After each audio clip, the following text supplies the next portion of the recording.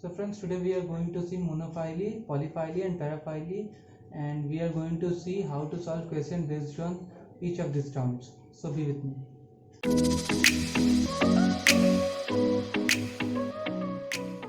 So friends, let's begin with monophyly.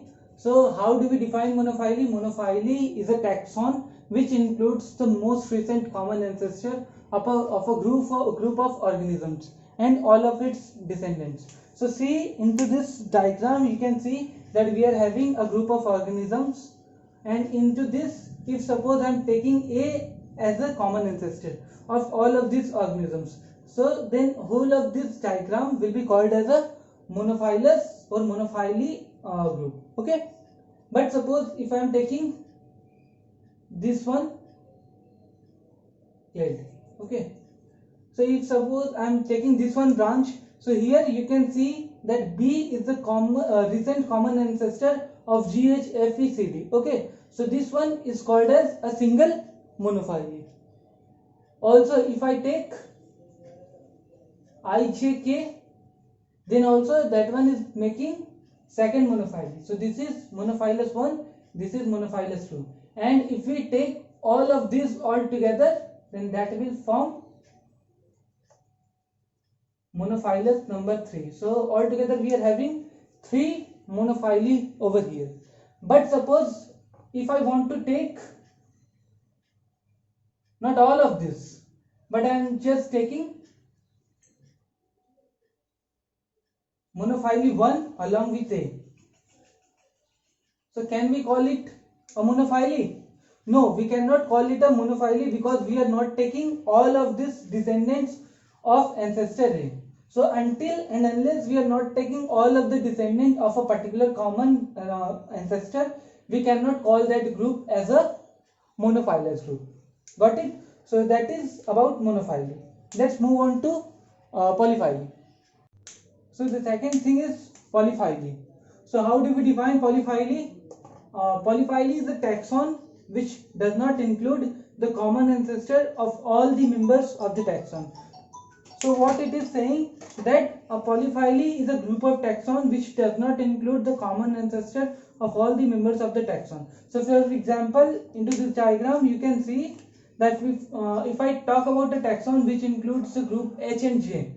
Okay, so group H and J, if this is forming a taxon, then do they have any common ancestor?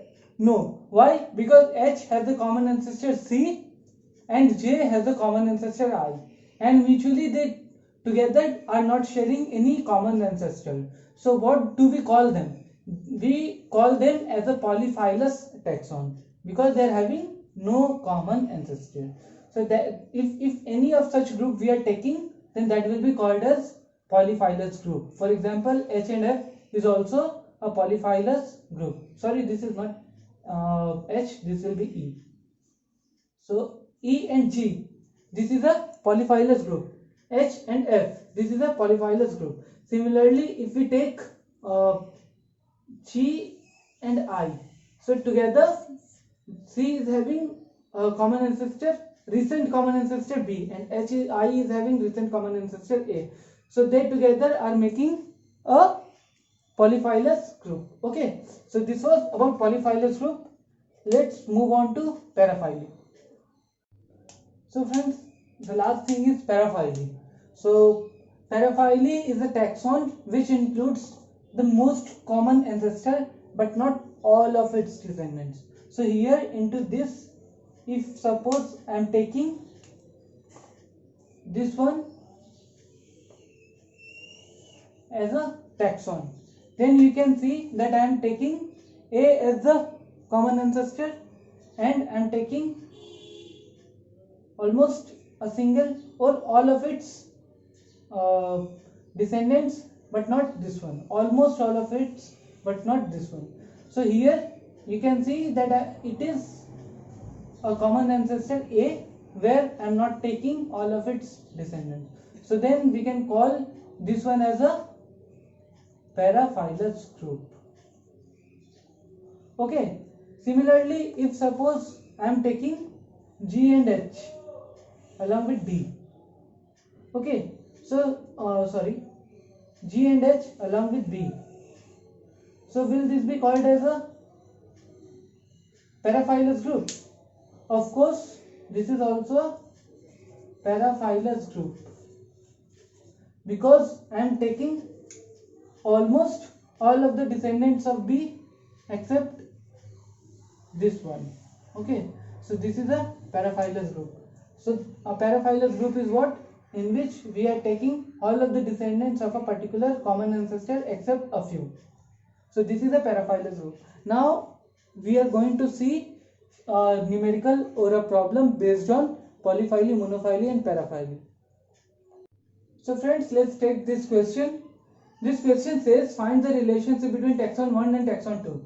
So see, they have given the options taxon 1 polyphyly, taxon 2 paraphyly, polyphyly, monophyly, paraphyly, monophyly and paraphyly, polyphyly. So let's start with this diagram. Into the diagram 1 you can see that they have given the taxon 1 which includes 5 and 6 clade. Okay, so this is clade number 5, this is clade number 6. So do they have any common ancestor? No, because the common ancestor, most recent common ancestor of clade 5 is 3 and most recent common ancestor of clade 6 is 2. So what type of relationship do they exert? That is polyphyly. Because I told you earlier, polyphyly is the one where the descendants do not have a common ancestor. So polyphyly is confirmed. Next, we will look on to taxon number 2. So in taxon number 2, you can see we are having 4, 5, 6. And do they share any recent common ancestor? 3? No. 2? Yes.